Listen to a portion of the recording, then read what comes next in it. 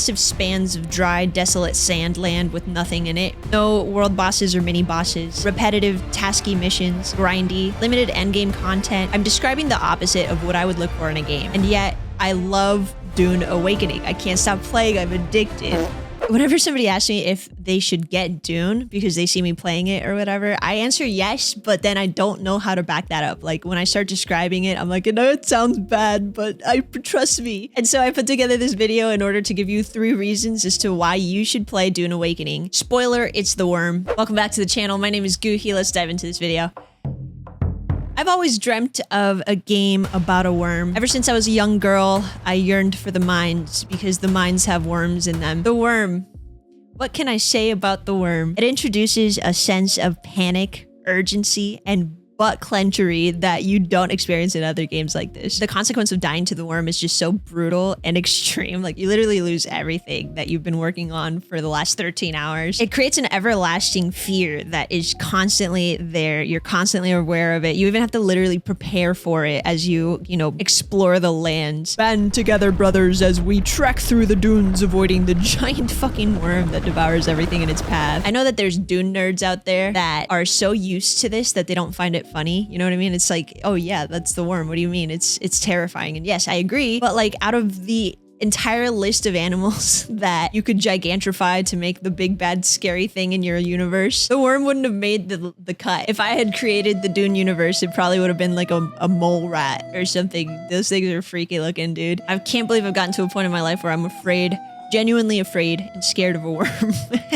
But the worm phenomenon of 2025 is not the only charm that's brought to the table. It's a combination of mechanics and design and creative freedom that let you do literally whatever you want. It's a sandbox, literally and figuratively. Game that has the perfect ingredients for really insane, memorable, and funny moments. It's those juicy moments that simply can't be scripted. Like a lot of games that do multiplayer have cool scripted scenes and stuff like that, but the ones that truly shine are the ones where you naturally concoct these fucking hilariously insane moments just by playing and interacting with the world. It's white, so.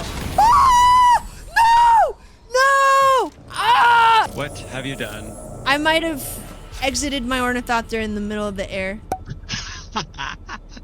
It's gone, dude. It's gone. Please come rescue me. It like fell into this chasm. Oh, there it is. Oh no! Look where it fell, dude. What the hell? Out of all the places it could have gone, it picked the best hiding spot. Tears rolling down my face. No lung left in my air. No air left in my lungs.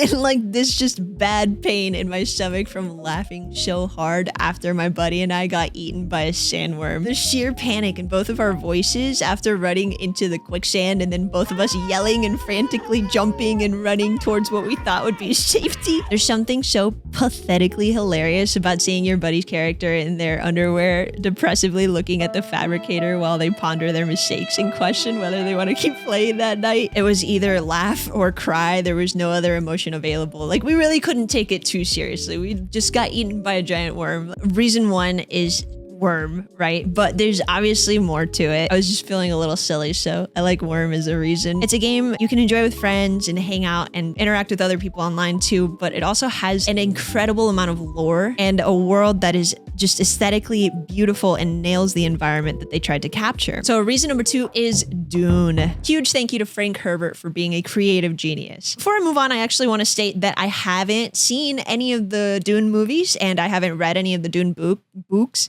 The books? Have you read the books? I have not read the books. So essentially this was my introduction to the lore, but even so, I can appreciate the attention to detail that's poured over this world. The sense of scale, the technology, the political clash, the importance of spice and water and all the little resources. Just the overall feel for the world is very much worth experiences. I knew nothing about Batman or the Batman universe, or really DC, I guess is what you would call it, but no, I don't count the rest of DC, we just count Batman. But I knew nothing of it before playing the Arkham games, and now I can recite the lore as if I was a pastor on a Easter Sunday. I know what I know about cars because of Forza. I know what I know about history. Well, you know, the small amounts of history that I know about because of Assassin's Creed. As silly as it is to say that, it was very historically accurate for some portions of the games, okay? Just not the band of assassins that was created part. Although that could also possibly be true. We never know. The Assassin's Order is real. What I'm actually trying to say is being introduced to a world of lore through a game is not a bad place to start, especially when it's done as epically as this. Reason number 3 is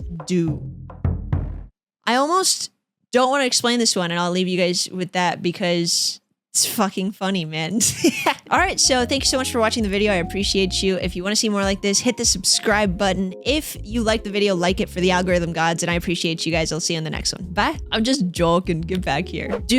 There's always something to do. If you're not building your base, you could be gathering resources. If you're not gathering resources, you're exploring the world, you're completing side quests, you're playing through the story, you're messing with people in PvP, combat, looting, shooting, flying, driving, crashing, crafting, running away from a giant worm, and more. Yes, the missions are a bit tasky, and yes, they are repetitive, and there is a fair amount of grind for resources and gear, but thankfully it's accompanied by the overarching goal to experience the main story, which by the way is surprisingly really good. A lot of survival games will do what Dune does for their gameplay loops, but without that great story to experience, they become redundant. I'm speaking for myself, of course, because I know there's a lot of people out there that like grindy, tasky games for some reason, but that's just not me. You know what I mean? So that's what I'm trying to get at, is this game is the opposite of something that I would play, and yet I'm still really, really enjoying it. So there you have it, your 3 reasons to play Dune Awakening. Worm, Dune, and Do.